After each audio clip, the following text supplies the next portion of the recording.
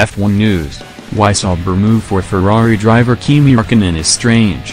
Jolyon Palmer. Kimi Raikkonen is set to rejoin Sauber when he leaves Ferrari at the end of the 2018 F1 campaign. And BBC Sport pundit and former Renault driver Jolyon Palmer has delivered his take on the move, branding it strange. Learned earlier this month that Ferrari will not be retaining his services for next season, with Charles Leclerc to replace him.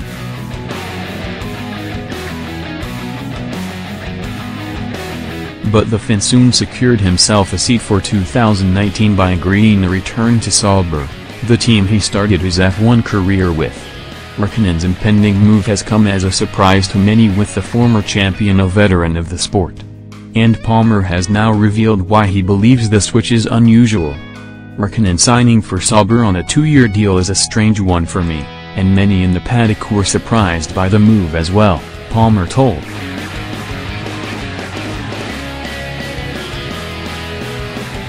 Having driven in top machinery since his switch to McLaren in 2002, Raikkonen is stepping back to a midfield team, with next to no hope of a podium despite Sauber's recent progress. Yes, Raikkonen was on pole at Monza earlier this month, setting the fastest lap ever set in a Formula One car, narrowly pipping Vettel and Hamilton. But that was only his second pole position in more than 10 years, while Vettel has had 5 this year alone. On the whole, Raikkonen has had a brilliant F1 career.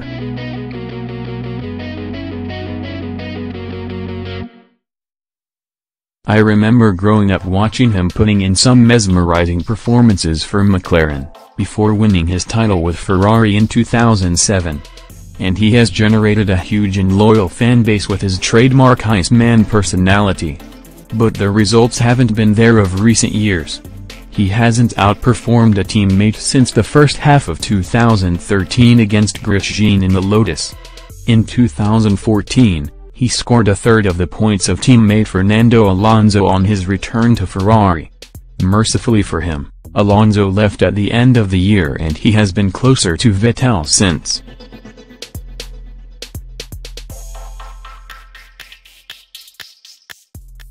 But only in 2016 has Raikkonen got within 100 points of his teammate at the end of the year.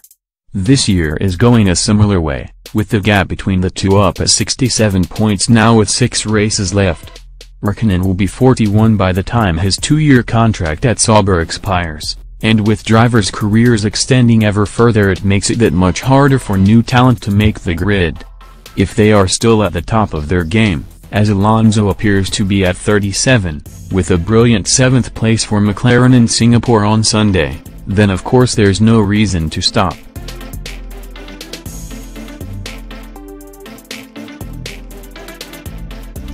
Although, ironically, Alonso has decided to call time on F1 at the end of the year. But for Raikkonen, bar the odd flash of pace, it feels like his best was a while ago.